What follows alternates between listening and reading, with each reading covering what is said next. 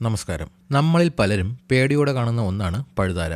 പാമ്പിനെയോ തേളിനെയോ പോലെ മാരകമല്ലെങ്കിലും പഴുതാരയുടെ കടിയേറ്റാലുണ്ടാകുന്ന വേദന മാരകമാണ്. പലപ്പോഴും രാത്രികാലങ്ങളിലാണ് പഴുതാരയുടെ ഉപദ്രവം ഉണ്ടാകാറുള്ളത്.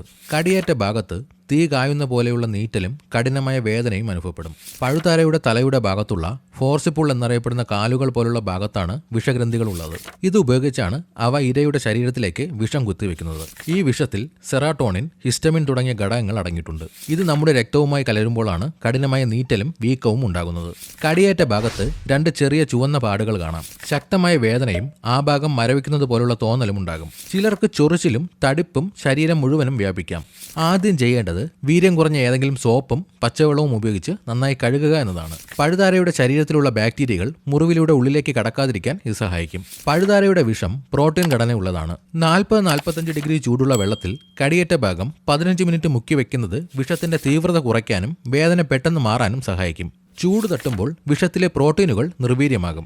നീർവീക്കമുണ്ടെങ്കിൽ മുറിവ് കഴുകിയ ശേഷം ഐസ് കഷ്ണങ്ങൾ ഒരു തുണിയിൽ പൊതിഞ്ഞ് ആ ഭാഗത്ത് വെക്കുന്നത് രക്തയോട്ടം നിയന്ത്രിക്കാനും വീക്കം കുറയ്ക്കാനും സഹായിക്കും. കൈകാലുകളിലാണ് കടിയേറ്റതെങ്കിൽ ആ ഭാഗം കുറച്ച് ഉയർത്തി വെക്കുന്നത് വേദനയുടെ ആക്കം കുറയ്ക്കും.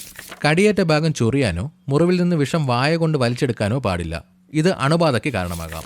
നല്ല ഔഷധ ഗുണങ്ങളുള്ള ഒന്നാണ് തുളസി. ഒരു പിടി തുളസിയിലയും അല്പം പച്ചമഞ്ഞളും ചേർത്ത് നന്നായി അരച്ച് കടിയേറ്റ ഭാഗത്ത് പുരട്ടുക. ഇതിന് വിഷത്തെ വലിച്ചെടുക്കാനുള്ള കഴിവുണ്ട്.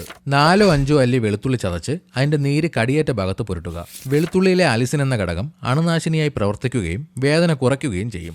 3 ചെറിയുള്ളിയും ചെറിയൊരു കഷ്ണം ശർക്കരയും ചേർത്ത് നന്നായി അരച്ച് കടിയേറ്റ ഭാഗത്ത് വെച്ച് കെട്ടുക.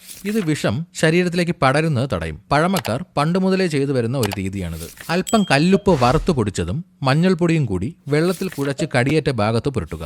ഇത് നീർവീക്കം പെട്ടെന്ന് കുറയ്ക്കാൻ സഹായിക്കും. വിഷഹാരികളിൽ ഏറ്റവും പ്രധാനപ്പെട്ട ഒന്നാണ് തഴുതാമ. തഴുതാമയുടെ ഇല അരച്ച് കടിയേറ്റ ഭാഗത്ത് പുരട്ടുന്നതും അതിന്റെ നീരൽപ്പം കുടിക്കുന്നതും പഴുതാര വിഷം ശരീരത്തിൽ നിന്ന് മാറാൻ സഹായിക്കും. പഴുതാരയുടെ കടി അത്ര നിസ്സാരമായി കാണരുത്. പറഞ്ഞ കാര്യങ്ങൾ ചെയ്തിട്ടും വേദന കുറയുന്നില്ലെങ്കിലോ ശ്വാസം മുട്ടൽ, ഛർദി, അമിതമായ തലകറക്കം എന്നിവ അനുഭവപ്പെട്ടാലോ ഒട്ടും വൈകാതെ വൈദ്യസഹായം തേടേണ്ടതാണ്.